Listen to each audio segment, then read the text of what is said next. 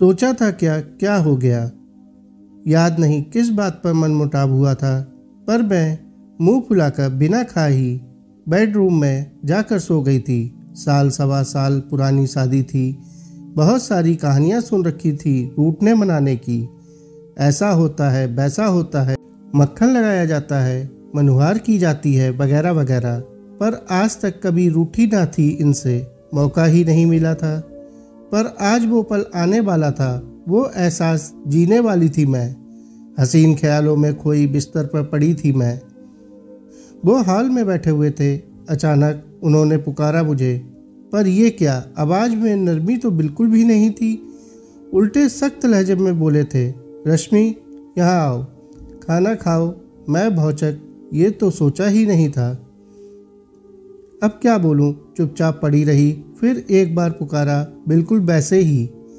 मैंने फिर जवाब नहीं दिया। अब ये पैर पटकते हुए बेडरूम में आ गए। सुनाई नहीं देता क्या, बुला रहा हूँ कब से, चलो खाना खाओ। मैंने धीरे से कहा, मुझे भूख नहीं, आप खा लो। इतना सुना था कि गुस्से में हाथ पकड़ के खींचते हुए बोले, एक बार बोला ना, जो रोना गाना सोना है ना, सब खाने के बाद कर लेना, समझी? खाने में ड्रामा नहीं। मैं तो हंसी झूले से सीधे रेगिस्तान में आ गिरी। अपमान से गुर्राते हुए हाथ छुड़ाते हुए बोली, बोला ना नहीं खाना।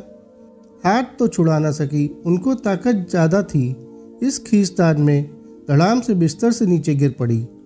अब तो गुस्से में उन्होंने जो मेरी टांग पकड़ी, वो बेडरूम से हॉल तक टांग से घसीटते हुए लाकर ही छोड़ी। बोले, एक बार बोला ना खा लो। आंखें ना जाने कैसी हो गई थी उनकी। मैंने मन में कहा, हे शिव, इतने सारे धतूरे अकमन चढ़ाए थे मैंने आप जैसा पति पाने के लिए, यह अपने क्या दे दिया भगवान। ये कैसा फल मिला है महाशिवरात्रि व्रत का। लड़ने की ताकत तो बची ना थी, सो चुपचाप खा लिया मैंने और जाके बिस्तर पर जा गिरी। कुछ समय बाद आए और बोले, यही काम पहले कर लेती तो ये सब होता क्या। मेरा मन किया सर फोड़ लूँ, क्या सोचा था, क्या हो गया। पर इस घटना के बाद फिर कभी मैंने खाने में नखरा नहीं किया, ना बिना खाए कभी सोई। साथियों, कहानी को अंत तक सुनने के लिए आपका बहुत बहुत शुक्रिया। कहानी अच्छी लगी हो तो कहानी को लाइक और चैनल को सब्सक्राइब कर लें। धन्यवाद।